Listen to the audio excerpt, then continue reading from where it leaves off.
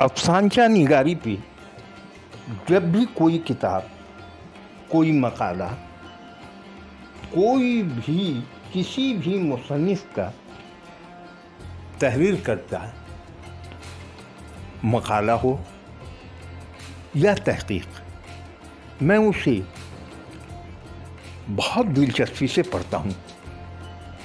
इस वक्त भी मेरे सामने एक ऐसी ही तहरीर मौजूद है, लेकिन मौसूफ़ ने जो दावा किया है उस दावे से मैं मुत्तफ़िक़ नहीं हूँ। मौसूफ़ का दावा है कि अफसानचा मग़रिब की सौगात है, लेकिन मेरी नज़र में यह बात बिल्कुल गलत है कि मग़रिबी ज़बान हमारे यहाँ आने से पहले भी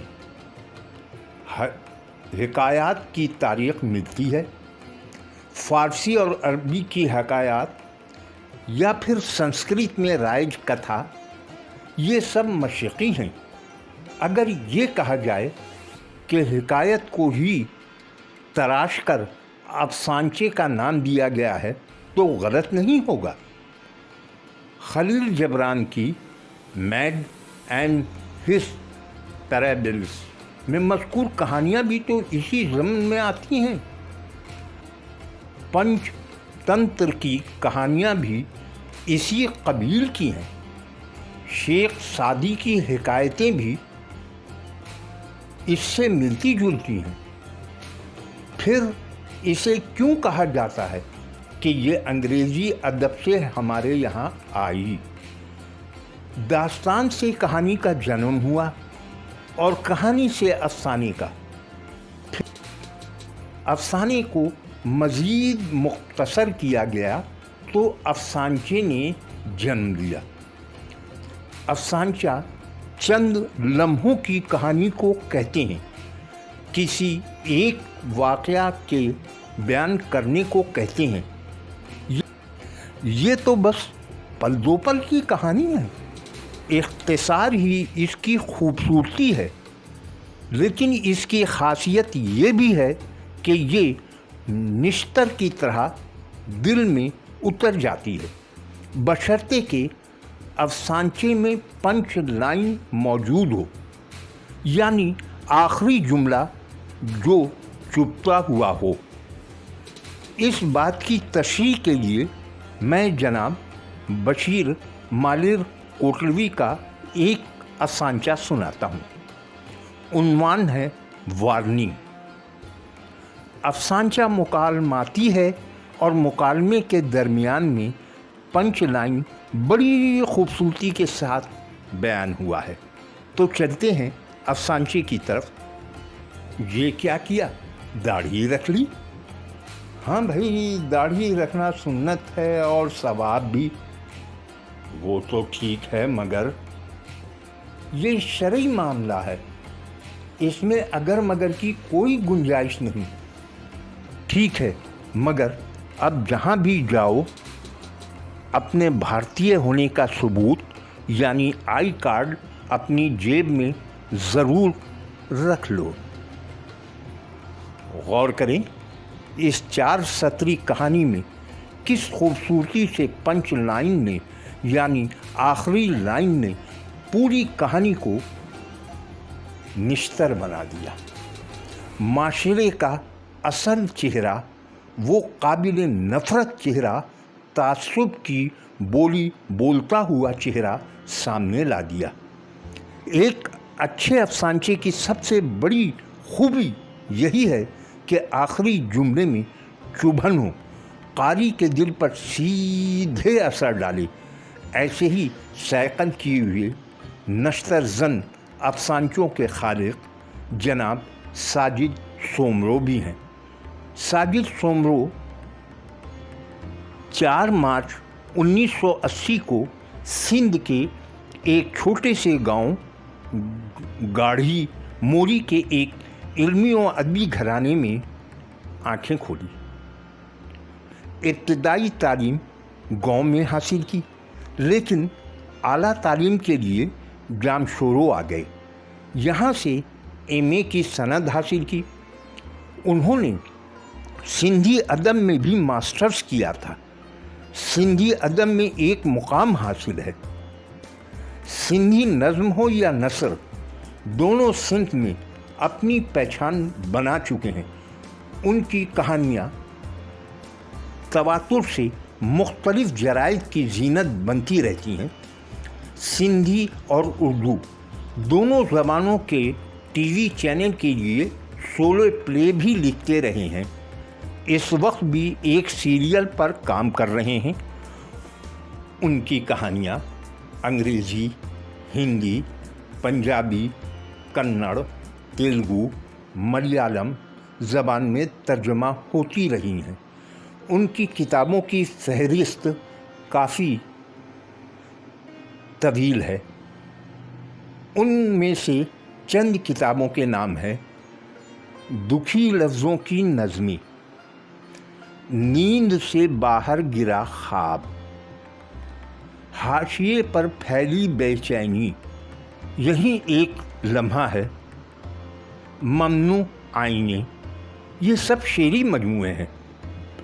एक याददाश्त का मजमुआ भी आ चुका है जिसका उन्वान है कबाड़। खुद नविश्त भी मार्केट में आ चुकी है जिसका उन्वान है कागज़ की तन्हाई। कहानियों का मजमुआ मुर्दा ख्वाबों के म्यूज़ियम में और कहानी सांस लेती है, ये दोनों मजमुए हाथों हाथ बिके थे। अब साजिद सोमरो के अफसानचों की जानिब चलते हैं। पहला अफसानचा उन्वान है मस्जिद।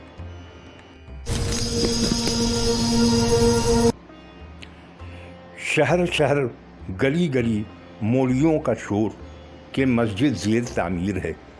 चंदा देकर सवाब दारैन हासिल करें। फटे कपड़े, भूखे पेट नन्हा बच्चा सोच रहा है, काश मैं भी मस्जिद होता। इस आखिरी लाइन में तो हिलाकर रख दिया है। कमाल लिखा है मुसन्निफ ने। अब उनकी एक और कहानी सुनते हैं। इस कहानी का उन्वान है सच्चा प्यार। सच्चा प्यार करता हूँ इससे, सच्चा प्यार कोई मजाक थोड़ी है। कोई आंख उठाकर देखेगा तो आंखें नोच लूँगा। मगर उस्ताद वो क्या वो ओए बोल। उस्ताद वो तो आपको पसंद नहीं करती, और वो जो बाबू है ना जो इसके साथ पढ़ता है, सुना है उसे पसंद करती है और बहुत जल्द उन लोगों की शादी हो रही है। बस चुप चुप कर हरामजादी। साली को पता है कि उससे प्यार मैं करता हूँ, मुझे क्यों नहीं करती वो। रुक ज़रा, ओए छोटे इधर आ, ये ले 50 रुपए और बोतल लेकर आ। उस्ताद कौन सी बोतल? तेज़ाब की बोतल। सोमरो साहब का एक और अफसानचा सुने और बगौर सुने।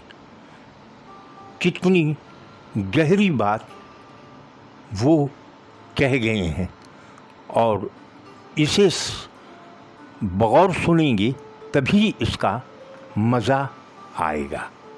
तो सुनिए, इस अफसानचे का उन्वान है फेसबुक। कौन कहता है फेसबुक पर सच्चा प्यार नहीं मिलता? मुझे तो मिला। पापा की डॉल नामी आईडी ने कब मेरा दिल चुरा लिया पता ही नहीं चला। बातों बातों में हम दोनों को एक दूसरे से शदीद मोहब्बत हो गई। वो ऑफलाइन हो तो मुझे एक पल चैन नहीं मिलता। आज हमारी पहली मुलाकात थी। हम दोनों काफ़ी देर तक एक दूसरे के हाथों में हाथ डाले बैठे रहे। एक गिलास में 2 स्ट्रॉ डालकर जूस पिया। एक दूसरे को प्यार भरी निगाहों से देखते रहे।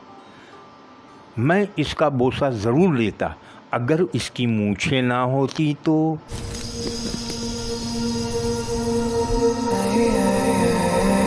एक और अफसानचा सुने, लेकिन इस अफसानचे के बारे में मैं यही कहूँगा कि इसे बगौर सुने। उन्वान है इंसान।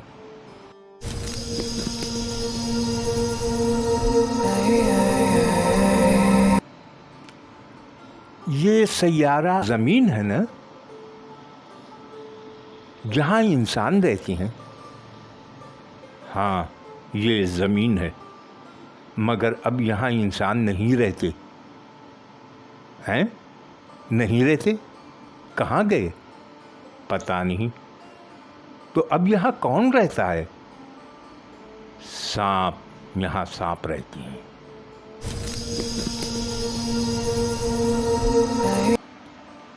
कितनी गहरी बात मुसन्निफ ने चंद जुमलों में कह दी। जितना आप इस अफसानचे पे गौर करेंगे उतना ही ज़्यादा मज़ा आएगा। अब आखिर में मैं आप सबसे एक ही इस्तदा करूँगा। अफसानचा पढ़ने वाले, लिखने वाले, पसंद करने वालों का ही चैनल है, इसलिए इस पर किसी दूसरे मशगले के हामिल अफराद तो आने से रहें। हमें ये कोशिश ज़रूर करनी चाहिए कि इस चैनल के बारे में अपने उन तमाम दोस्तों को ख़बर दें, उनसे रिक्वेस्ट करें, इस्तदा करें कि वो इस चैनल को सब्सक्राइब करें। पाबंदी से अपने अफसानचे सुने, दोस्तों के अफसानचे सुने, नए लोगों के भी अफसानचे सुने और असातिज़ा के अफसानचे भी सुने, और इस चैनल को आगे लाने में हमारा साथ दें। सब्सक्राइब करें और बेल आइकन को ज़रूर दबाएं। खैर, अब चलते हैं अपनी मिनी कहानी बेईमान की तरफ। ये बेईमान मैंने काफ़ी पहले लिखा था, लेकिन इसमें मज़ा आज भी है। सुनिए, ये अफसानचा भी मुकालमाती है। अफसानचे की तरफ चलते हैं।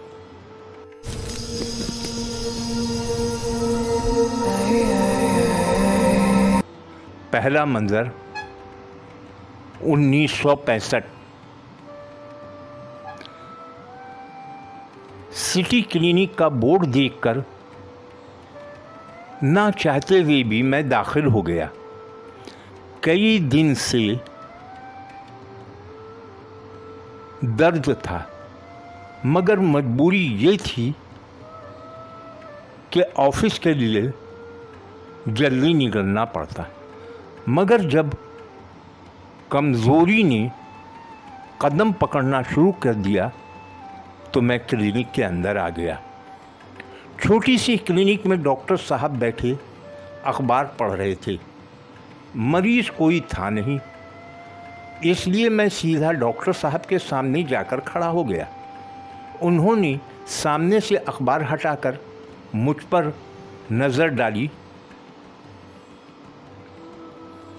फिर सीधे होकर बैठ गए और पूछा, क्या बुखार है? जी हाँ, बुखार है।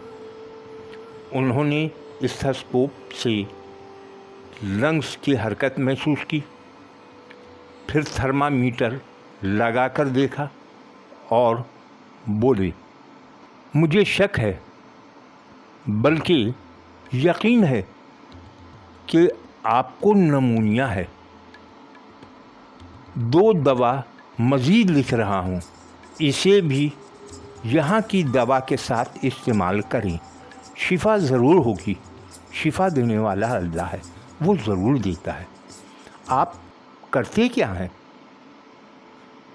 कलर खूं में मैंने मिनमिनाकर जवाब दिया। यानी 300-350 में गुजारा कर लेते हैं। घर में कितने अफराद हैं? जी, मेरे 4 बच्चे हैं, बीवी है और एक बेरोज़गार भाई है। तकरीबन 50 रुपए फ़ी कस खर्च है। ऐसा करें कि नुस्खा दें, मैं और सस्ती लिख देता हूँ।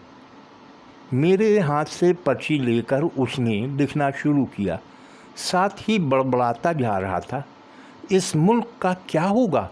गरीब कैसे ज़िंदा रहेगा? वतन की क़ुव्वत अवाम की सेहत है। दूसरा मंज़र 2010।